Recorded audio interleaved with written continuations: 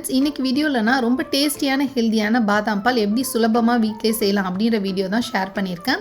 இது செய்கிறது ரொம்ப ஈஸிங்க. நம்ம வந்துட்டு பார்த்திங்கன்னா ஒரு 15 பாதாம் பருப்பை வந்து நைட்டே ஊற வச்சுட்டு காலையிலையும் நம்ம செஞ்சு கொடுக்கலாம். இல்லை குழந்தைங்க மார்னிங்கில் அது சாப்பிட மாட்டாங்க, ஸ்கூலுக்கு போகிற அவசரத்தில் இது கொஞ்சம் பொறுமையாக சாப்பிட்ணும் வேணாம் அப்படின்னு நினச்சிங்கன்னா காலையில் எழுந்திரிச்சோன்னே நீங்கள் ஒரு 15 பாதாம் பருப்பு ஊற வச்சுட்டு சாயந்தரம் செஞ்சு கொடுக்கலாம்.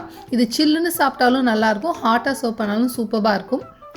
பாதாம் பருப்பு நல்லா ஊறிட்டா அப்படின்னு நீங்கள் எப்படி தெரிஞ்சுக்கலான்னா, நீங்கள் ஜஸ்ட்டு ஒரு பருப்பு எடுத்து 2 ஃபிங்கர்ஸ்க்கு நடுவில் வச்சு ப்ரெஸ் பண்ணிங்கனாலே தோல் தனியாக பிரிஞ்சு வந்துடும். அந்த மாதிரி பிரிஞ்சு வந்துருச்சுன்னா அது நல்லா ஊறிட்டுன்னு அர்த்தம்.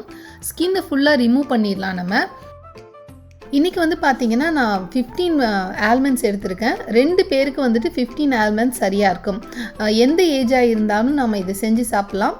குழந்தைங்களுக்கு நம்ம வந்துட்டு டெய்லி கொடுத்தா கூட உடம்புக்கு ரொம்ப நல்லது. அடல்ட் வந்துட்டு ரொம்ப ஃப்ரீக்வெண்ட்டாக எடுத்துக்கிட்டோம் அப்படின்னா வெயிட் கெயின் ஆகும். ஸோ நீங்கள் வெயிட் கம்மி பண்ணணும்னு நினைக்கிறவங்களா இருந்தால் once in a while weekly once எடுத்துக்கிறதுனால ஒன்றும் கிடையாது, ரொம்ப ஃப்ரீக்வெண்ட்டாக எடுத்துக்க வேணாம். இப்போ வந்துட்டு இந்த பாதாம் பருப்பை நாம் அரைச்சி எடுத்துக்கணும். இந்த பாதாம் பருப்பை நான் ஏற்கனவே காய்ச்சி ஆற வச்சின பால் கொஞ்சமாக சேர்த்து தான் அரைக்க போகிறேன். மொத்த பருப்புக்கும் நான் வந்து பார்த்திங்கன்னா ஒரு 50 to 70 ml மில்க் சேர்த்து தான் அரைக்க போகிறேன். ஆனால் மொத்தமாக ஊற்றிடக்கூடாது பாலை, கொஞ்சம் கொஞ்சமாக பால் சேர்த்து அரைச்சி எடுத்துக்கணும். அப்போ தான் ஃபைனாக அரைப்படும், இல்லைன்னா திப்பி திப்பியாகவே இருக்கும். பாதாம் பருப்பை நம்ம அரைச்சி வச்சாச்சு. இப்போ ஒரு பாத்திரத்தில் 2 டம்ளர் பாலுக்கு 3/4 டம்ளர் அளவு தண்ணி சேர்த்து நம்ம இதை கொதிக்க விடலாம். பால் நல்லா கொதி வந்ததுக்கு அப்புறமா தான் நம்ம அரைச்சி வச்சுருக்க பாதாம் பருப்பு விழுத சேர்த்துக்கணும். நான் ஏன் தண்ணி சேர்க்குறேன்னா, பால் திக்காக இருந்து அதை நம்ம கொதிக்க விடுறப்ப ரொம்ப கொழன்னு ஆகிடும். ஏன்னா நம்ம இது கூட நம்ம அரைச்சி வச்ச பாதாம் பருப்பும் சேர்க்குறப்ப கஞ்சி மாதிரி ஆகிடும், நல்லா இருக்காது. அதனால கொஞ்சமாக தண்ணி சேர்த்து கொதிக்க விட்டோம் அப்படின்னா அது சுண்டி வர்றப்ப அதோட கன்சிஸ்டன்சி கரெக்டாக இருக்கும். அதனால தான் நான் கொஞ்சமாக தண்ணி சேர்த்துக்கிட்டேன். ஒரு 2 கப் அளவு பாலுக்கு தாராளமாக 3/4 கப் தண்ணி சேர்த்துக்கலாம். இப்போ அரைச்சி வச்சுருக்க பாதாம் பருப்பு மொத்தமாக சேர்த்துக்கிட்டு கொஞ்சமாக குங்குமப்பூ சேர்த்துருக்கேன். இது ஆப்ஷனல் தான்.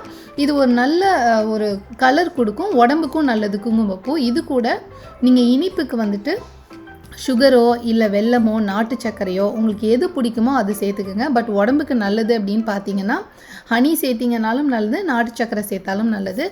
பட் டைரெக்டாக நீங்கள் பாலில் விட்டு கொதிக்க விடுறப்ப தேன் வந்து நீங்கள் டைரெக்டாக பாலில் சேர்க்கக்கூடாது.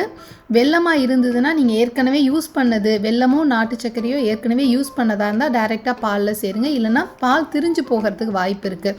அதாவது புதுசாக கடையிலேருந்து வாங்கிட்டு வந்துட்டு டைரெக்டாக ஆட் பண்ணிட வேணாம். அப்படி புதுசாக வாங்கிட்டு வந்ததுன்னா பாலை காய்ச்சி நிறுத்திட்டு அதுக்கப்புறம் நீங்கள் போட்டு ஆற்றிக்கலாம். அவ்வளோதாங்க, நம்மளோட பாதாம் பால் ரெடி.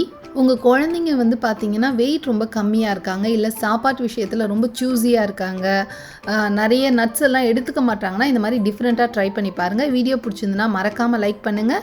என்னோடய சேனலுக்கு இது வரைக்கும் சப்ஸ்கிரைப் பண்ணலைன்னா கண்டிப்பாக சப்ஸ்கிரைப் பண்ணுங்கள். நெக்ஸ்ட் இன்னொரு இன்ட்ரெஸ்டிங் வீடியோட உங்களை நான் மீட் பண்ணுறேன். அது வரைக்கும் be cool, be happy, bye bye.